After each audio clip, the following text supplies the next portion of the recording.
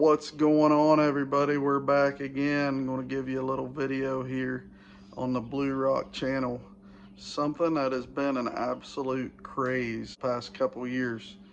We're going to finally install a Garmin Livescope in the old rig here. We're going to do an install video for you guys. Got an older boat, a 2005 Stratos 201 Pro XL. And I think I found a creative little way to mount it and save some space.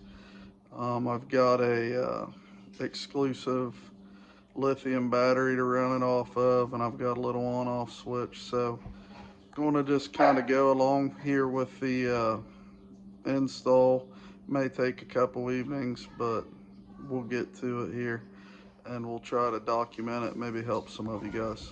So this is going to be our front tackle compartment. We've got another one back here. So these boats have plenty of tackle storage. I've been kind of playing around here, seeing how these will still fit, because I'm trying not to take away from any of my tackle trays. So I've kind of got the battery laying in there where I want it, and I bought this sweet, pretty heavy duty toggle with Amazon, and I think I'm going to strap it somewhere right in here, just so my door latch doesn't interfere with it, or it doesn't interfere with the latch. And then I think we're going to take our Livescope, and I got a hold of my buddy Hunter that I bought this from up at Vance Outdoors, and he said you can mount them upside down or whatever. I may end up having to do it something like this and taking away a couple compartments, and then we'll probably strap our wires up here high somewhere and shoot them through the tackle compartment and up and back out to where they need to be. And be pretty simple. Be kind of a pain, maybe just plugging that separate charger in for that little battery, but simple enough for me. Just another little thing you have to do with these boats. So last year I did run the Humminbird Mega Live. Just wasn't super impressed, so we're going to slap 10-inch Garmin right here this year, and I like to run a 360 on the Ultrex. I think it's a great tool here in Ohio, probably more than this Livescope will be. All right guys, I've got my trolling motor deployed. What I'm going to have to do is take this whole cover off, and you actually have to take the little old silver ones off too, because a couple of the main screws that connect it to the fiberglass are always in there. So we're going to get it popped off now. I've got all the main screws off. This is what I'm talking about. You got to take these ones out as well that are underneath that cover plate. That one is typically a really long stainless steel screw. I've got all my screws off. I got my cover plate pulled up here, and we've got an absolute mess of Ethernet cables, power cables. It always pays to take the time to, when you get all this stuff off, just to get any old obsolete ones out of there and kind of wrap them up neatly and tuck them down in as good as you can. The one thing about these older boats is they weren't made with the idea of all this technology.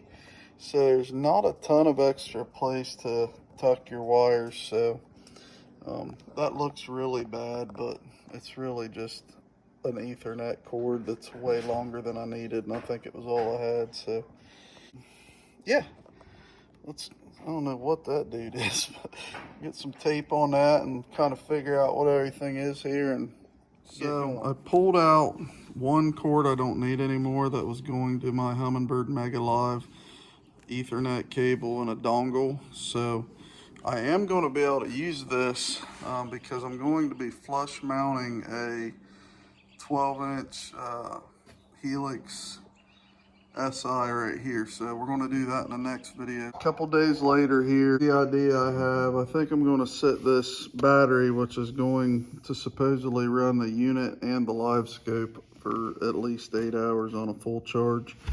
I'm going to set it on the little shelf in that tackle compartment.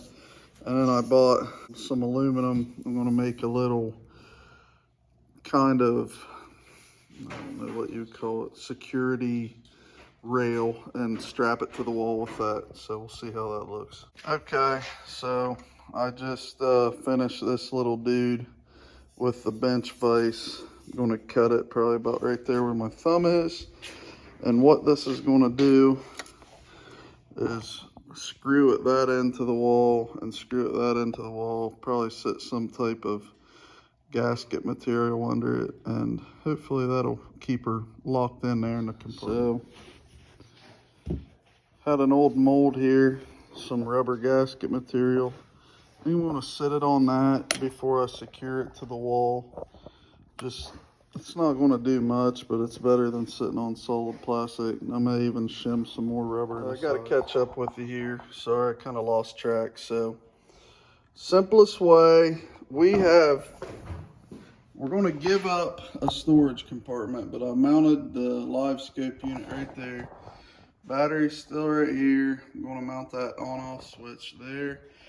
So if you take the battery tray out, if you want to do it this way, I just took a 2-inch hole saw and that drills right into the compartment, because these cables that come with this thing are only 5 or 6 feet long.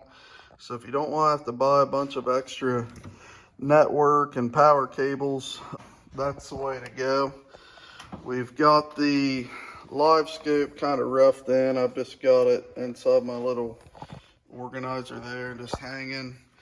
I'm going to rig it somehow and probably just drill a hole through my little plate, because I'm out of room to run it with all my 360 power and everything. So we're getting there. It's not a super hard install, so hopefully next step will be just about finishing up. We got to get the hardware out and clip our transducer wherever it needs to be, and hook up some power. Wires are well, not on the head unit, but the wires on the Livescope are probably at least 10 gauge, I would say, the power wires. So here's another view of what we got going so far.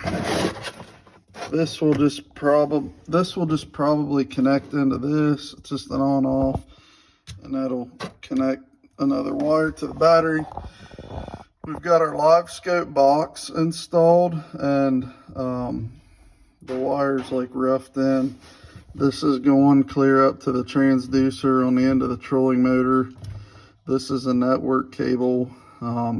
It goes to the head unit, and there's a little dongle with like a phone, whatever you call it, clip that goes in. And this is just our power waiting to go to this exclusive battery. Like I said, I haven't quite decided yet if I'm going to run the head unit off this little battery or not. I'm thinking I'm going to just run it off of my regular starting battery and just exclusively have this box on this little 20 amp lithium. Everybody says it's the best picture if you exclusively put this dude on its own battery. I do kind of like this effect that Garmin has. So basically all the wiring will stay plugged into the unit, and you just clip the unit in and it connects through all that. So you just snap that down to lock it in. So that's kind of a cool effect. We got it mounted on our little double stack. Pretty well wrapping up here. We got everything strapped up, powered up. Everything's working and turning on. So I'm just going to go back through and just give you guys a quick overview of how we did this.